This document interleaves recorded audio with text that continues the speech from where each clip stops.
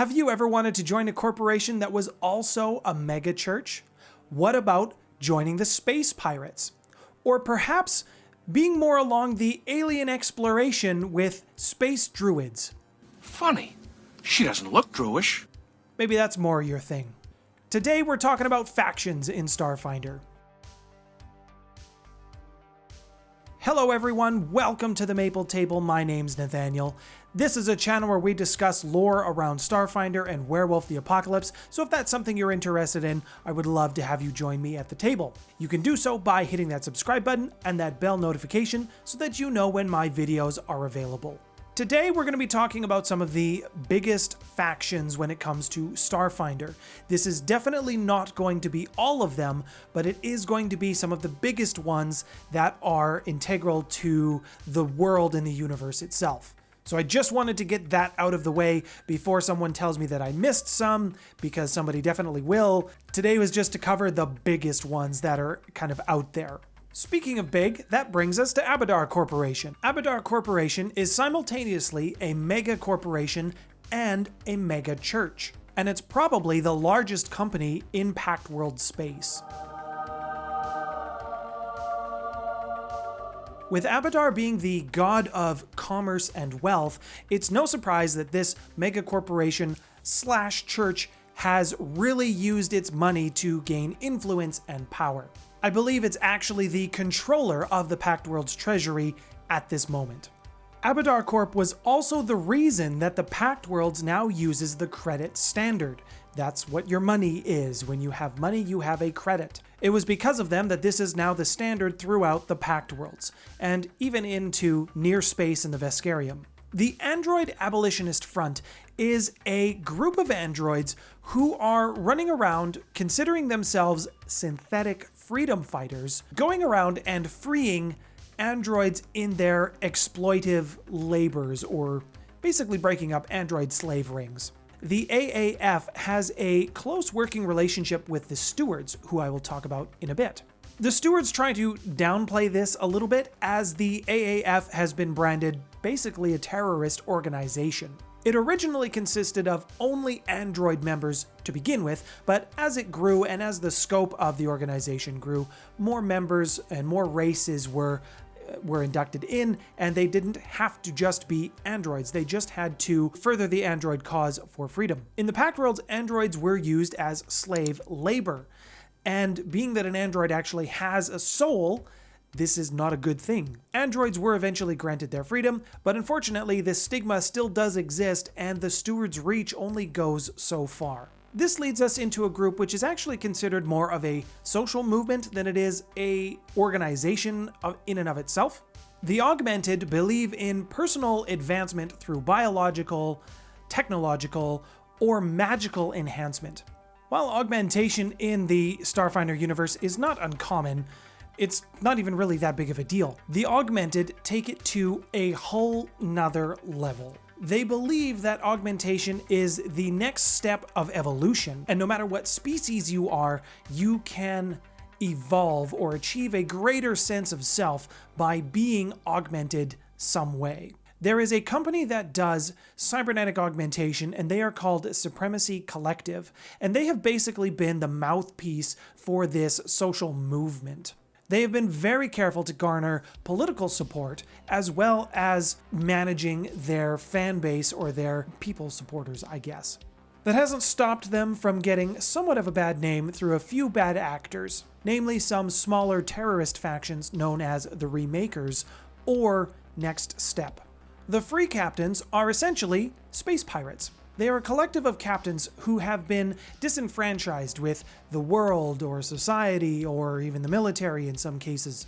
But they are all bound together by some semblance of a code of honor. I kind of liken this to the Pirates of the Caribbean and the Code. It's more like guidelines, really.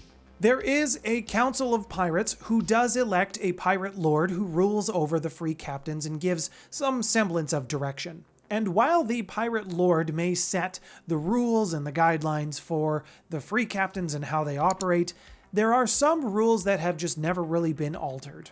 No free captain will attack another member of the organization outside of a council-approved duel. Clients who pay the free captains their protection fee, will have complete security from any unwarranted attack. A free captain's word is their bond. If a free captain has made a deal, that deal is done. And this is very important to them. It's a very important negotiation tactic for them. Knowing that if you've made a deal for protection money, or if you've made a deal for your cargo, that you're not going to then just kill everybody on the ship after they've got it, it makes negotiations a little bit easier. And lastly, all crew are free to leave the ship when it's in port. However, you are expected to follow the orders of your captain, even if he orders you to fight to the death. The Hellknights are an interesting interstellar order, and they value law above everything else. There is actually no home base for them, but there is 7 major Citadel ships that they do happen to call home. Now, when it comes to the rule of law for a Hellknight, law is everything. The only thing that matters is the rules that are laid down. They will uphold them no matter how ridiculous they are, as long as their fee is paid.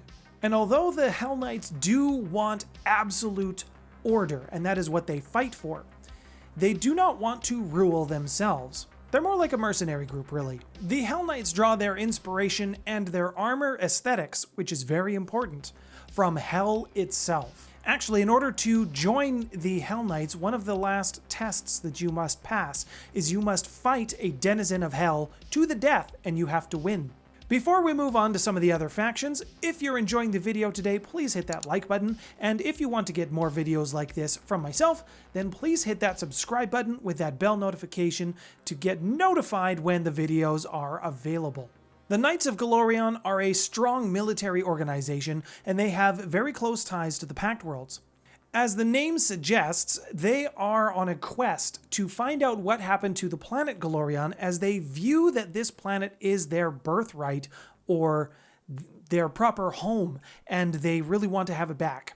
Their organization is actually set up in such a way that it more resembles feudal lords, in the sense that you had somebody on top, you had your vassals, and you had to take care of them. In some cases, although it's not common for the Knights of Galorion, they had to seek out some injustice and correct it. But that's not really what they do. They're not mercenaries for hire. If you try to do that, that will be a big insult to them. Don't do that. Arguably the most important faction in Starfinder is Starfinder Society. Starfinder Society is an adventuring corporation. They seek out new worlds. Not going to finish the rest of that sentence. That is their job. They go around and explore new planets, they expand the territories, and they document the species that they meet. They document the plant and the fauna and everything on the planet to learn whatever it is they can about it. They originally were explorers looking for information on what happened during the gap, but nobody was able to figure out anything around that, so they kind of gave up and just decided to explore the universe and document it. Starfinder Society is a decently funded organization, but the problem is the work that they do, they generally go out to do it for the sake of the work itself. They don't generally expect monetary compensation. Generally what will end up happening is groups of Starfinders who go out and explore and document the universe will be sponsored by some government agency or some private benefactors who are willing to give them a boatload of money for a private contract. And usually the Starfinder Society will negotiate in their terms that they get to keep a copy of the information that's found for their own data records. Another important organization specifically for the Pact Worlds is the Stewards. The Stewards are a peacekeeping organization, or at least that's how they started as a peacekeeping organization. Currently, the Stewards are basically the Pact Worlds military. They view themselves as holding up the Pact Worlds alliance, and they keep that in the forefront of their mind above all else. That is their goal. They do not want to see the Veskarium and the Pact Worlds go to war again. Most Stewards, while being accomplished combatsmen or women, will also be experienced diplomats, so they're very good at negotiations and diplomacy, bringing, de-escalation. Their headquarters is actually located in the Pact Worlds, and specifically on Absalom Station itself, in a building that is known as the Bastion. For a Steward, violence is always the last resort. This will bring us to the Xenowardens. They are ecological guardians, or at least that's how they view themselves. With the advent of cheap interstellar travel, most believe this to be a good thing, but not everyone, and the Xenowardens would fall into the latter. Originally believed to have been founded by a druidic order on Castrovel, the Xenowardens are an odd group of people, but they're all bound by one singular purpose. Xenowardens value life, in whatever form it takes, and they want to make sure that all life is protected. Because not a lot is known to the commoner about the Xenowardens, they're not met with the most open arms. They are positioned higher up in many governments, and they use this influence to protect life and protect ecology of planets so that it's not destroyed for profit.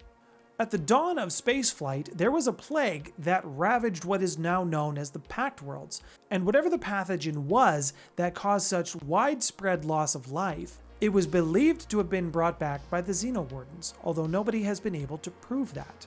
With a high-level overview of some of the organizations, or at least the biggest ones that are covered through Starfinder, I think there's a lot to go on to integrate this into your worlds and set them up in your stories, maybe have them be an antagonist in one of your own plots, if that's something that you wanted to do.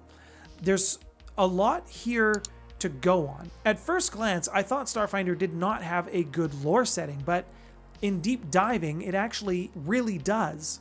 And with more and more information coming out all the time, it's getting even deeper. There's quite a few smaller factions that I have not covered, like criminal syndicates and cults, which I do plan to do in another video. Let me know which one you'd like to see. I kind of like doing some of the high-level overviews so you can get some of the general information of what would be known to the commoners in your games and known by common people. I really enjoy covering the information, sort of the broad strokes that we've done thus far around the religion and now with the factions. It gives you enough information that the common person would know and that your characters might know as sort of a common knowledge base. I do still want to do deep dives on everything that I've talked about thus far. I do still want to do some deep dives into the specific deities and some of the specific factions. Let me know in the comments below what you think about that. Is there a group that you would like me to do a deep dive on? In the description below, I'll have a couple of links for you on videos around the religion so that you can see what the gods are like in Starfinder, at least some of the most common ones. And there'll be some affiliate links for some of the books and the information covered below as well. Up on the screen, I'll have a Starfinder playlist for you. YouTube will have also made a recommendation for you. My name's Nathaniel. You've been watching The Maple Table. Thank you so much for your subscription. Thanks for stopping by, everyone.